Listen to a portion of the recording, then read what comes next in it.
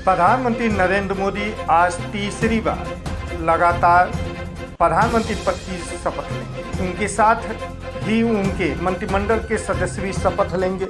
ऐसे में देश भर में प्रधानमंत्री के मंत्रिमंडल में किन किन नेताओं और किसे मंत्री बनाया जा रहा है, कौन सा विभाग दिया जा रहा है, पूरी दुनिया की नज़रें टिकी हुई। ऐसे में राज्यसभा सदस्य भाजपा के राष्ट्रीय महासचिव डॉक्टर राधा मोहन दास अग्रवाल, जिनकी नेतृत्व में कर्नाटक व केरल में भाजपा ने चुनाव लड़े, लगातार इन दोनों राज्यों में संगठन को मजबूत करने का कार्य करते रहे। केरल में पहली बार बीजेपी ने अपना खाता खोला है, तो वहीं कर्नाटक में कांग्रेस की सरकार है, वहां पर इन्होंने अपनी 17 एमपी निकालकर बीजेपी के झोली में डाला है। ऐसे में कयास लगाया जा रहा है कि डॉक्टर राधा मोहन दास अग्रवाल को भी देर सवेर मंत्रिमंडल में शामिल किया जाएगा या कोई अन्य पोलिट ब्यूरो किसी आयोग के अध्यक्ष के रूप में बनाया जा सकता है। आइए देखते हैं कि गोरखपुर में इस खबर के बाद क्या माहौल है।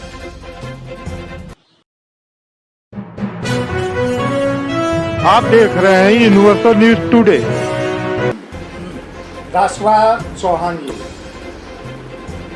18वीं लोकसभा का चुनाव हो चुका, रिजल्ट आ गया है। आज शाम को जो है प्रधानमंत्री नरेंद्र मोदी तीसरी बार शपथ लेने जा रहे हैं। प्रधानमंत्री के साथ उनकी कैबिनेट भी शपथ लेंगे। चर्चा में है कि गोरखपुर भाजपा के सिपाही, यहाँ के पूर्व विधायक, राज्यसभा के सदस्य डॉक्टर राधा मोहन दास जी भी मंत्रिमंडल में शामिल होने जा रहे हैं। क्या कहेंगे आप?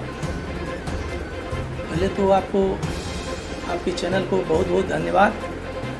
और डॉक्टर साहब को जो केंद्रीय नेतृत्व के द्वारा जो उनको जिम्मेदारी सौंपी गई केरल में और कर्नाटक में, वह जिम्मेदारी को उन्होंने बहुत जिम्मेदारी पूर्वक काम करके दिखाया कि केरल में जब से देश आज़ाद हुआ तो कभी भारतीय जनता पार्टी को एक भी सीट नहीं मिली थी।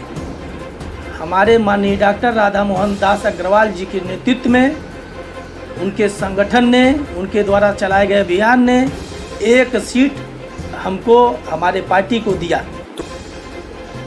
और कर्नाटक में भी वही स्थिति रही, तमाम लोग, वहाँ कांग्रेस की सरकार है। और डॉक्टर साहब जैसे एक पेशे से तो डॉक्टर हैं, लेकिन वह राजनीति के भी एक डॉक्टर हैं। उन्होंने कर दिखाया जो कोई नहीं कर पाता वहाँ पे, वह हमारे डॉक्टर साहब ने किया। हमारे डॉक्टर साहब के नेतृत्व में वहाँ 17 सीट भारतीय जनता पार्टी को मिली और 2 सीट गठबंधन, मतलब 19 सीट एनडीए को मिली। बहुत बहुत धन्यवाद देता हूँ डॉक्टर साहब को। राष्ट्रवाद जी, अभी आपने कहा कि वो एक सामाजिक रूप से भी वो एक समाज के भी डॉक्टर है, राजनीतिक कार्यकर्ता भी हैं। डॉक्टर साहब जो है या स्टूडेंट हुआ था बीएचयू के, उस दिन भी वह जो है संगठन के लिए बहुत ही बारीक रूप से वह कार्य करते हैं। संगठनकर्ता के रूप में उनका जो है एक पहचान रहा है। वह जब 2002 में यहाँ विधानसभा का चुनाव भाजपा के बगावत हिंदू आवाज़ी से लड़े, उस समय आप एक छोटे बच्चे थे। बिल्कुल। और डॉक्टर साहब के ही संगठन में आप उनके साथ जुड़े थे। डॉक्टर साहब का कार्यकर्ताओं के क्या रुझान रहता है, कैसा व्यवहार रहता है? वो अपने कार्यकर्ताओं को अपना परिवार मानते हैं। ये भी हमारे परिवार के सदस्य हैं और जनता के बीच में या जनता के बीच में जाते हैं या जनता उनके पास जाती है कोई समस्या लेके, उसको बखूबी से उस समस्या को इत्मीनान से सुनते हैं और उसका निवारण करने का कार्य करते हैं तत्काल। मतलब कार्यकर्ताओं के साथ जो उनका लगाव, निजी लगाव रहता है, वो पारिवारिक लगाव होता है। कार्यकर्ताओं के दुख सुख में खड़ा होना जी, जिसका परिणाम रहा कर्नाटक और केरल। केरल। बहुत बहुत धन्यवाद।